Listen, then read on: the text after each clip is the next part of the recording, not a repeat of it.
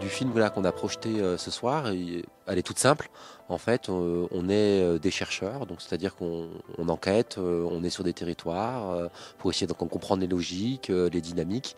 Et nous, on travaille sur la question de la transition des territoires de montagne. Donc, comment les territoires de montagne s'adaptent au changement climatique et comment on va pouvoir continuer à y vivre, y habiter et y travailler d'ici quelques décennies. Et l'idée du film, c'est d'engager des débats, des discussions, des dialogues avec les territoires et avec les habitants pour essayer d'imaginer ensemble des solutions.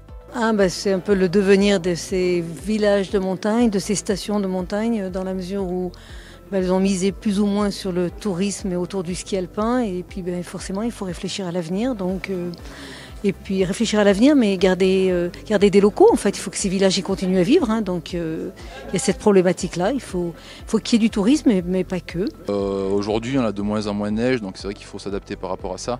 Faire évoluer sa pratique, notamment moi en tant qu'accompagnateur en montagne, peut-être on peut de moins en moins faire de la raquette, même si on peut encore en faire. On voit qu'il y a certaines randonnées qu'on ne peut plus faire en raquette, mais qu'on va plutôt faire à pied, même en période hivernale. Donc il faut toujours se poser des questions par rapport à ça pour pouvoir s'adapter. Donc ce soir, on se retrouve ici à Arèche pour la deuxième soirée des rencontres culturelles. Donc on a deux projections ce soir sur deux thématiques fortes sur les milieux montagnards.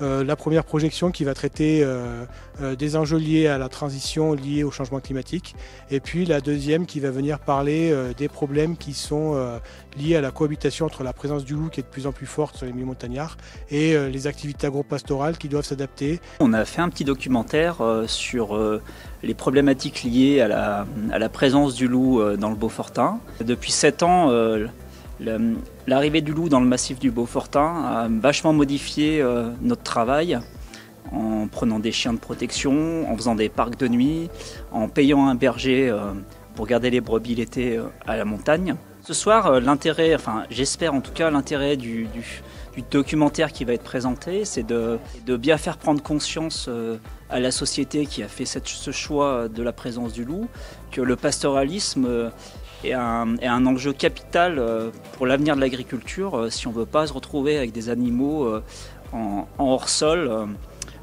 Parce qu'aujourd'hui, à part des ruminants pour valoriser de l'herbe, il n'y a pas grand monde qui sait valoriser de l'herbe, surtout sur des espaces qui sont relativement difficiles d'accès. L'idée de ce type d'événement, c'est de venir créer de l'échange, du partage de connaissances. Et si les gens arrivent à se parler, à se comprendre un petit peu et à faire en sorte qu'il y ait un dialogue qui s'engage, on peut dire que ces soirées seront réussies.